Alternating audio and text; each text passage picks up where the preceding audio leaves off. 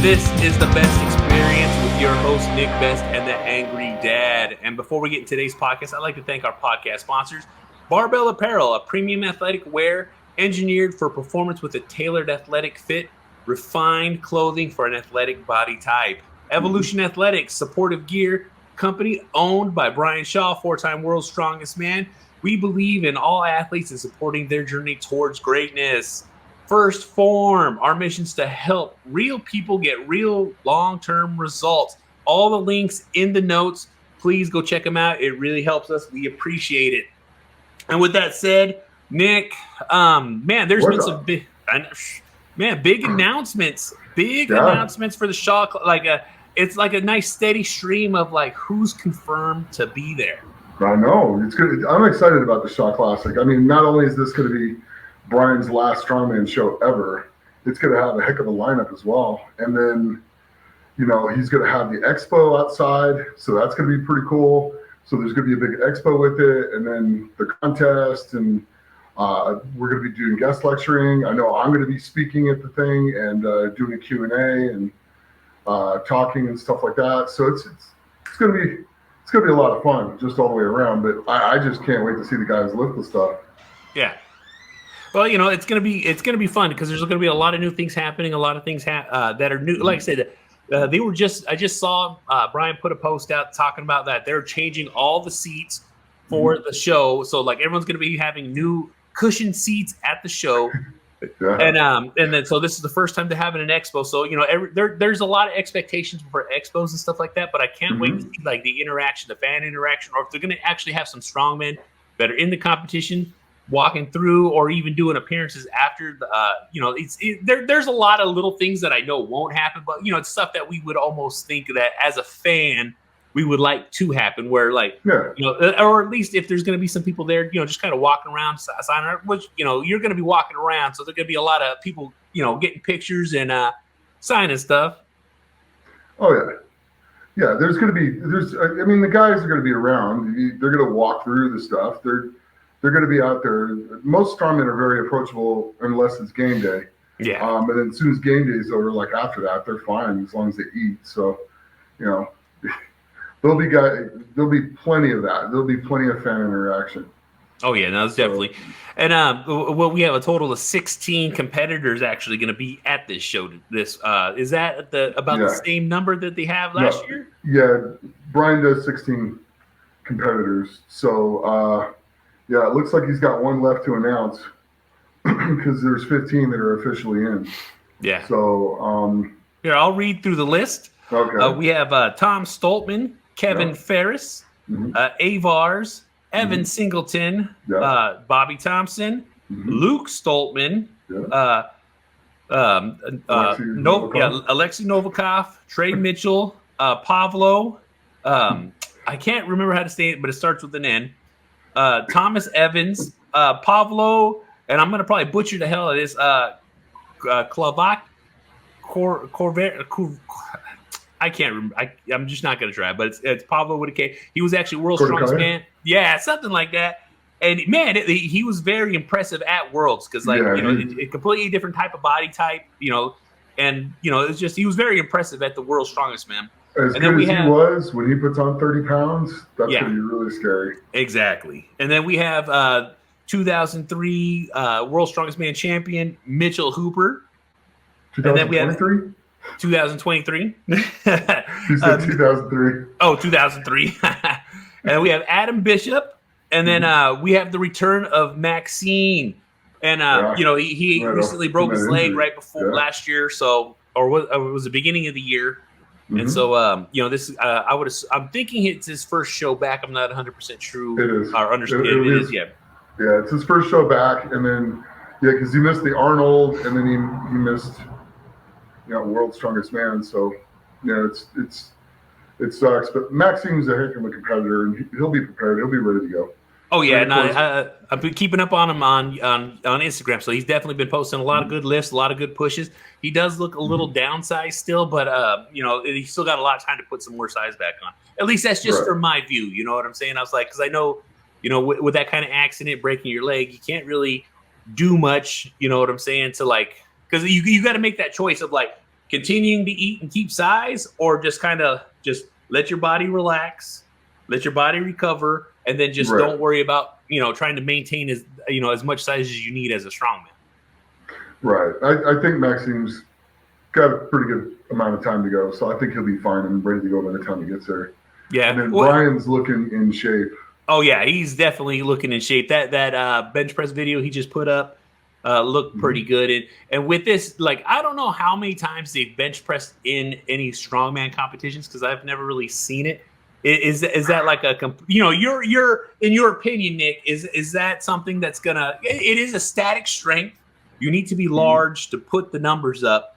But the thing is like, what would be your approach and your thought process of trying to like really dial? Because this is not a powerlifting meet. This is a going for reps.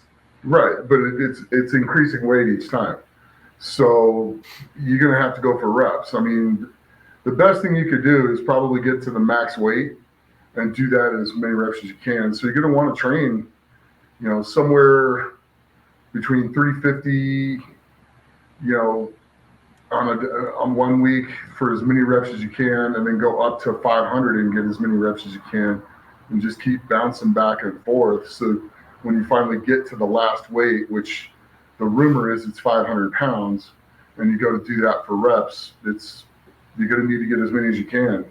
So by the time they get to that, I think it'll be the 5th or 6th barrel, maybe even 7th or 8th. Yeah. I haven't got to talk to Brian too much to find out how many barrels are going to drop in. I'm sure he's going to release all that as well. Oh yeah. But you're going to have to be up in the 8 to 12 rep range, like total, by the time you get there. So yeah, it's cool. I personally would love to see this event more, because I was always a pretty good bench presser when I was younger, and we never had it in a strongman contest ever. So it's kind of neat, and I like it as much, if not more, than the overhead pressing. So matter of fact, I like it more than the overhead pressing. Well, here's my question that I'm going to ask you, because like I said, you're a powerlifting champion. You've set records. You've done an awful lot of things. And so in the aspect of a powerlifting meet style, and like you've already told what you should train, what do you think because like even when you're powerlifting and you're in a comp, there is a pause. There has to be a certain amount of control. There has to be a certain amount of lift. Do you feel like we're just going to get them to come in and just bang it out, or is there, because there's no, he's gonna make them stop. Yeah, you have to stop when they load the barrel in. Yeah, so you're gonna have to sit there and wait, and then you're gonna get a press command each time, and then when you get to the last one, I'm fairly sure you're gonna get a press command each time. Yeah. So I would stop for, like, as the weights are going up, probably I would almost do between a 2 and 3 second pause, because it's going to take a second for those barrels to drop in. Yeah. And then once you get to the last one, it'll probably be like a 1 second pause, because there's nothing else to drop in. It's just bring it down, stop it, press it off, bring it down, stop it, press it off. There we go. But you're gonna want to stay tight the whole time. You're not gonna want to like relax and take the pressure off the bar. So it's gonna be a time under tension lift as well. Okay. See, and like I said, watching everyone on social media, because people are posting their strongman training for benching, they're doing these things, but it's like it's not going to be your typical bench press. So I was like, I haven't seen anybody really practice, or if they're not posting it, not practicing what you're talking about, like that style of like, give it a pause, hold it, have that tension, be ready. You know what I'm saying? So because there is a difference between bench pressing and then like trying to press for this power that's actually going to be happening. There's a massive difference between the two, actually. I mean, guys can, you'll see guys, that are able to bounce 500 off their chest for tons of reps, but they get in a powerlifting meet and they might get 500 for one if they're lucky, because it's a whole different ball game, and you got to stop it at your chest. There's no motion. There's nothing. It's stop and go. So I think that's, like, the guys that aren't doing that are going to pay for it. Yeah. Now, here's my other question. With all the other events happening, which is the most, what's the event that you're really looking to see besides the bench? I'm looking to see the apparatus for the single fingers, because what I'm to understand is it's going to ratchet up, so it won't drop back down on the guys. So if they're actually a decently heavy set of fingers, and the guy kind of like gives out, he can stop, get reset underneath it, and keep pushing it up. I'm sure Brian will come up with a way to where you have to press it only with your hands or something. Yeah. That way you just can't pop it up completely with your shoulder all the way through. Yeah. Because if guys are not the greatest at shoulder, walking it with their hands, which would be me, I would immediately just put it on my shoulder and just keep cranking it up with my shoulder. So I'm sure he'll probably write something into the rules saying you got to be at arm's length, that type of stuff as you're going over, but you can still reset and get a leverage point. So that'll be kind of cool. And then you're going into a power stair. So, I mean, the event's timed. It's for speed. Yeah. So, it might take you a long time to get them up, but it's a speed event. And then you get to the power stairs, and that's going to be interesting as well because Brian's implements are pretty serious. Yeah. So, He's got some heavy equipment there. Well, I've seen them, so they're pretty serious. It'll be a challenging set of power stairs, so it's going to be fun to watch. All right, now I'm not asking for a top 5, but who is to be on the watch? You know what I'm saying? Because like I said, after seeing Worlds, and then there's a whole bunch of events that just happening. Who's the person to keep an eye that like, because we have a good idea of who's going to be in the top. But who's somebody that you're interested in watching them perform in this Shaw Classic? Someone that's like maybe under the radar. Yeah, I mean, Pablo will be interesting and fun to watch. I mean, Hooper's always fun to watch. Trey's won the contest twice. Yeah. So, or is it 3 times? I'm losing it twice. So, I'm losing track of how many he's done.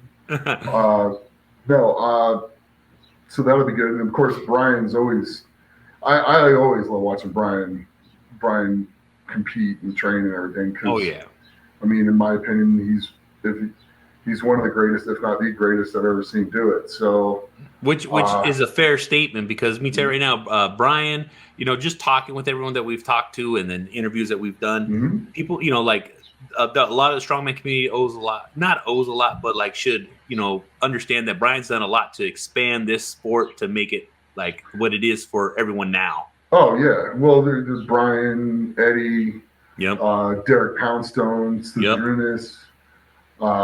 those are all guys that have had a massive impact long-term on the sport. Yeah. And I mean, even Robert and myself, through the TV show have had an impact on it, and then through competing and stuff like that. But,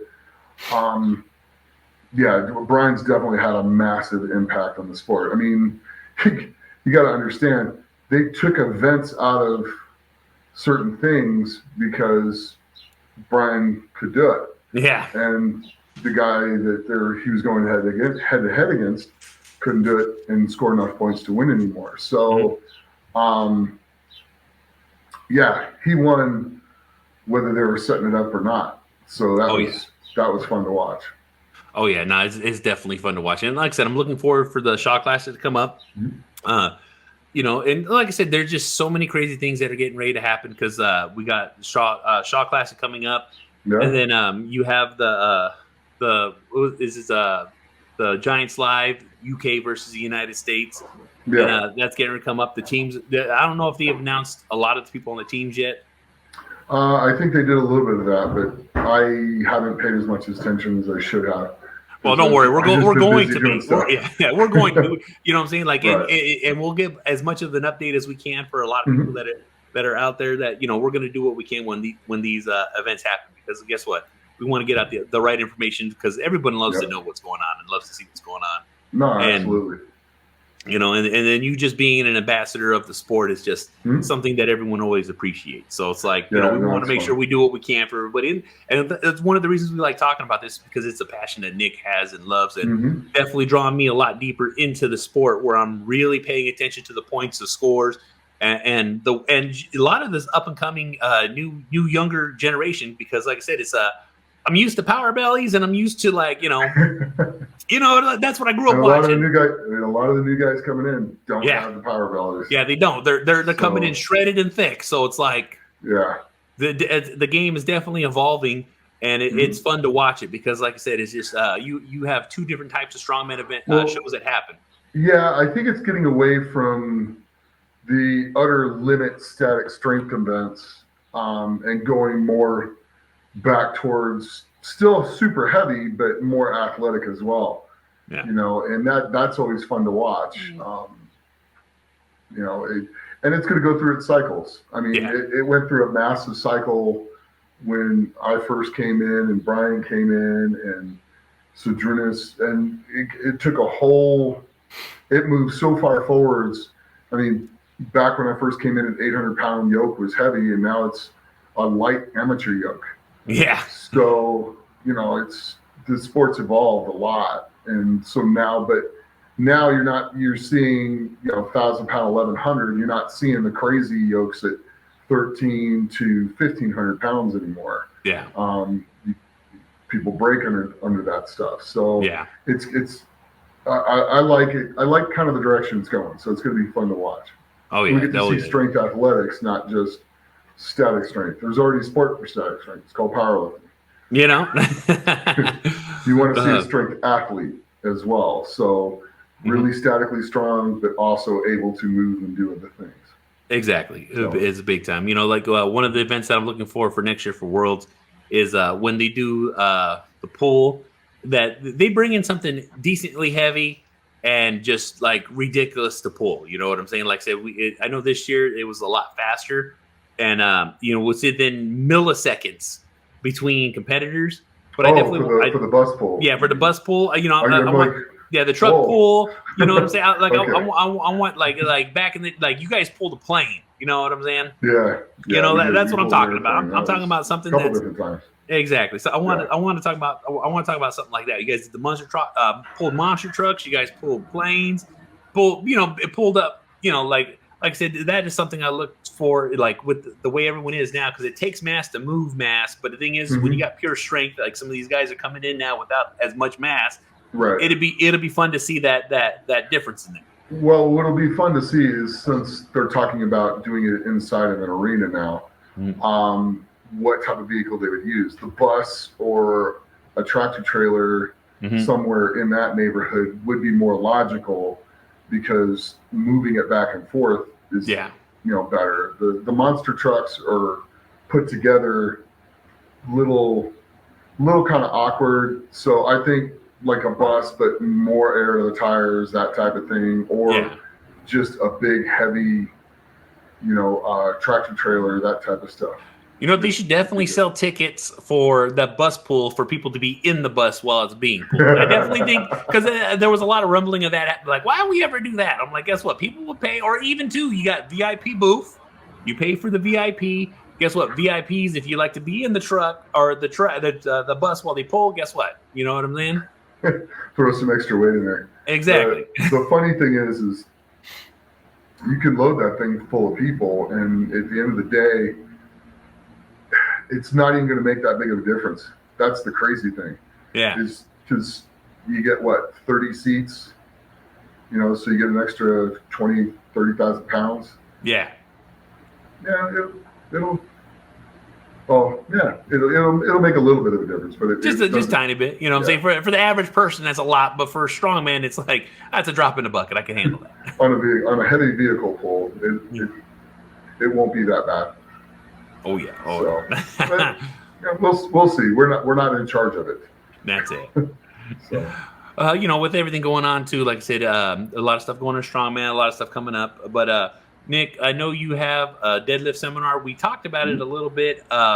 We didn't talk about it as much as we should. But the thing is this going to be something that we're going to be doing more often, where people want to improve their deadlifts. People want to change their deadlifts, and like with going into the deadlift seminar for this weekend, which is going to be past, because by the time this podcast comes up, right. You know what I'm saying, we'll already be past the date. But what are the big key points that you want to drive when we're talking about this deadlift seminar? Well, the key points I'm going to drive is my technique, Brian's technique, Jerry's technique. Everybody's technique, you got to find is different. There is no one perfect technique. The perfect technique is the one that fits you, where you can lift the most weight without getting injured. Period. Mm-hmm. That is so. KK was one of the best deadlifters of all time. And you guy pulled over 900 pounds with a super narrow technique, even more narrow than I, and a rounded back. So it's not there is no perfect. What there is what's perfect for you that you don't get hurt from doing.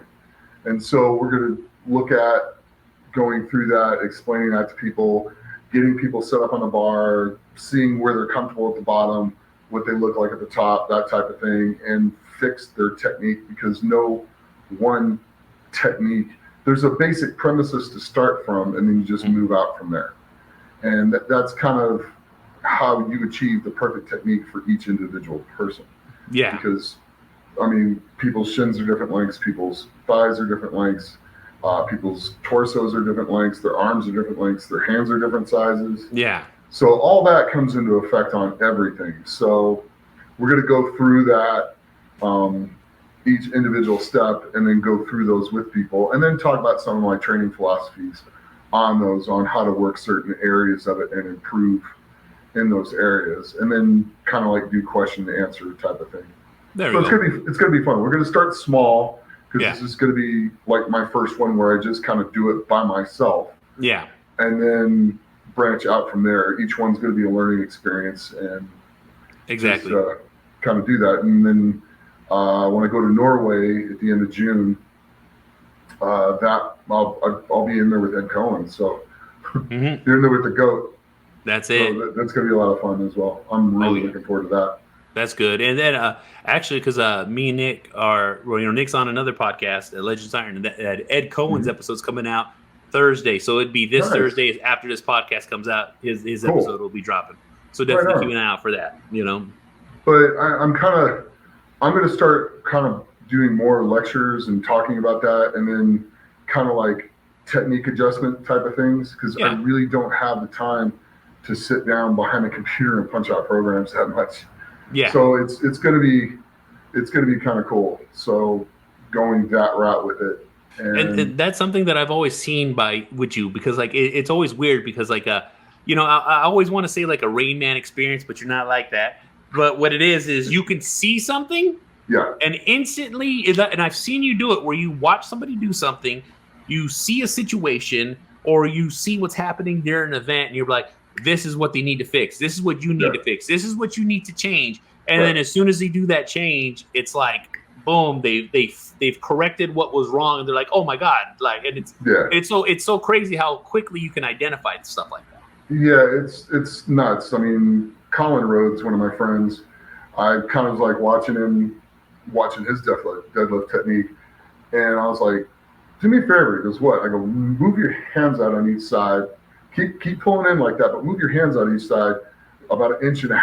And I just noticed his arms were getting bound up into his legs, and it was messing everything up. And then boom, his deadlift comes up. Kristen Rhodes came over here. She's one of the greatest strong women of all time. Came over and pulled a 65-pound PR on the deadlift. She pulled like 565. So it was kind of neat that we were able to fix her technique that day, and she just pulls it right up. And it's just a matter of just adjusting a couple little things. And sometimes you're going to look at somebody and you're not going to see anything and be like, well, you know what? You're just going to have to keep working and grinding it out. Everything looks atomically correct to the best leverages for your body. Now it's just put work in. And that's it. Other things are little adjustments here and there, and it makes a big difference. Oh yeah, no, and that's one of the biggest things too, is like that. Like a lot of times, a lot of us get stuck in a rut where we're like, this is how I do this, and then and then all of a sudden they don't see an ability to change when you can adjust. Because I've had a few things. I've always played with my feet wide. I've played with my feet thin. I've played with my feet like shoulder width, and then like even to like an over under hook when I deadlift, it is just a regular overhand grab is best for me, because when I have my hand positioning in there, it's never comfortable for me. You know what I'm saying? It like almost puts so much stress on my shoulders where I can't fully retract back to lift. So like that's one of those things that you got to change. Like just watching you deadlift and talk and hearing you talk about a lot of people about deadlifting, it's definitely helped me like try to just make small adjustments to make my lifts better. Right. And I have one of the strangest deadlift techniques that, but it was one I found because I was a sumo puller in powerlifting. And when I went to start Strongman, they're like, there's no sumo. And I'm like, I got to change this. Yeah. And I put my feet, I tried bringing my feet in and moving my feet around. And all of a sudden I put my feet really close together and it was like, whoop. I'm like, okay. And the craziest thing is I was like a low 700-pound puller. Yeah. Sumo. And then I do that and I pull 800 at the Strongman contest at Van Hatfield's meet. I broke the amateur record, which was like 755, and I pulled 800 that day against Travis Ortmeyer.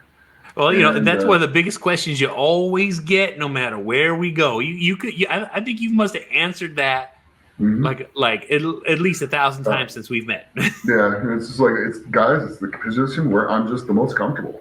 I know it looks awkward, but I feel good pulling from there, and I don't get hurt pulling from there. So it works. At the end of the day, you have the form Nazis that will just, oh, no, you're supposed to. Look, take that, realize they're part of the Dunning-Kruger effect, and push that aside, and you go with the best techniques that fits your body. Exactly. Everybody's going to be a little bit different. So that standard form, start as a basis and then develop your form from there.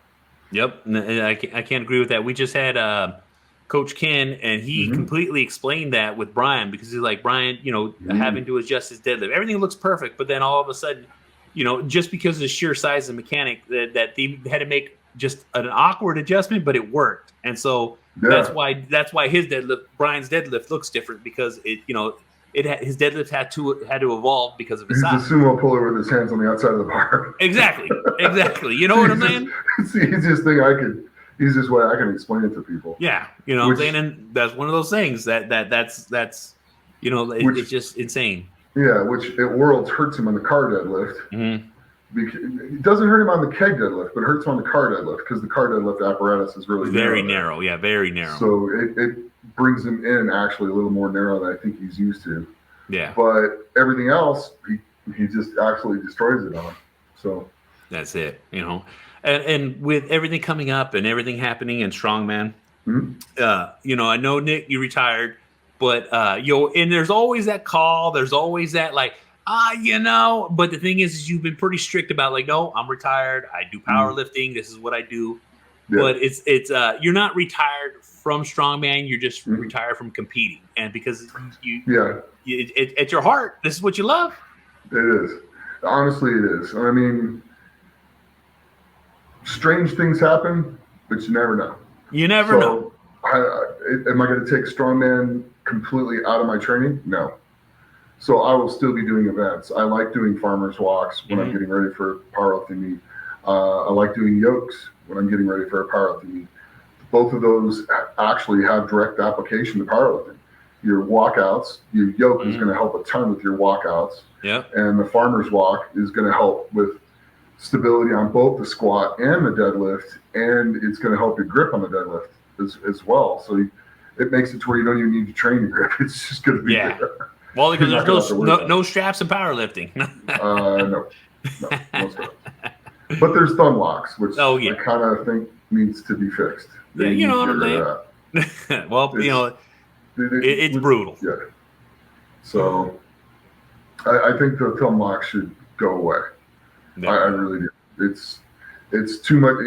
For the guys that are blessed long enough to have hands that are long enough to get a hold of, it's an advantage.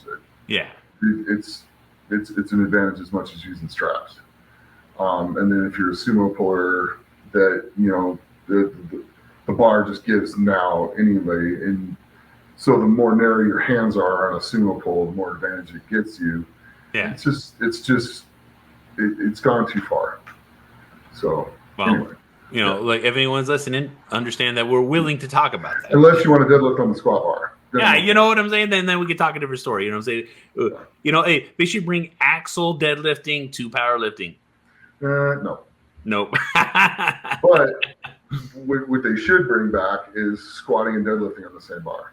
I think it would be just fantastic. It does keep it fair. Well, if you're watching Eddie Cohen's lifts back in the day when he's pulling sumo, and his hands are still in, they're pretty good. Yeah. He'd get maybe an inch out of the bar.